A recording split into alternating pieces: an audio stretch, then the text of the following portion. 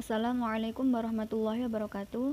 Kami dari kelompok 6 akan menjelaskan tentang perkembangan moral. Yang pertama yaitu pengertian perkembangan moral.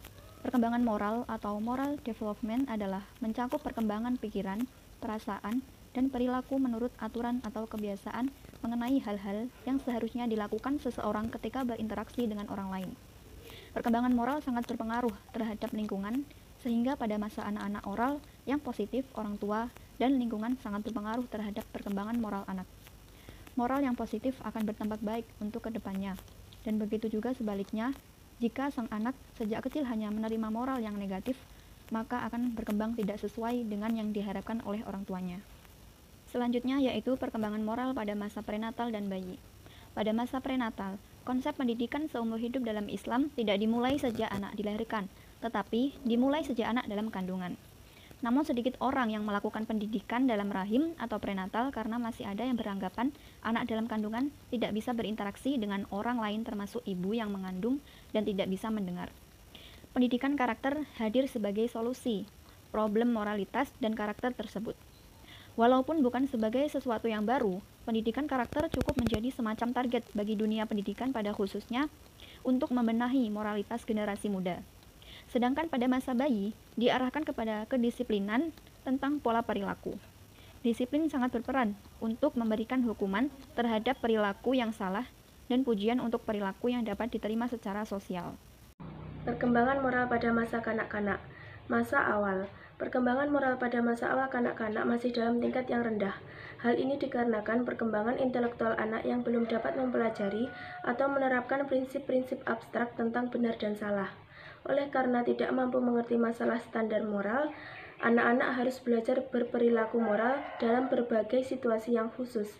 Dia hanya belajar tentang bagaimana bertindak tanpa mengetahui alasannya mengapa. Masa akhir. Menurut Piaget, relativisme moral menggantikan moral yang berlaku. Pada masa ini, pengertian anak tentang baik dan buruk, tentang keadilan menjadi lebih beragam atau berdiferensiasi dan lentur atau fleksibel. Dalam hal penilaian baik buruk, ia mulai mempertimbangkan dampak dari situasi-situasi khusus. Ia mulai memahami bahwa penilaian tentang baik dan buruk dapat berubah, tergantung dari keadaan atau situasi munculnya perilaku itu. Saya akan menerangkan tentang perkembangan moral pada masa remaja. Masa remaja adalah masa peralihan antara masa kanak-kanak menuju orang dewasa yang ditandai dengan pertumbuhan dan perkembangan secara biologis maupun psikologis. Perkembangan moral pada masa remaja ini ditandai dengan kemampuan seseorang untuk menggeneralisasi dan mengkonseptual aturan dan prinsip-prinsip moral. Dengan kemampuannya tersebut, remaja mampu bergerak di luar moralitas yang didasarkan pada aturan-aturan yang spesifik menuju ke arah moralitas yang lebih konkret.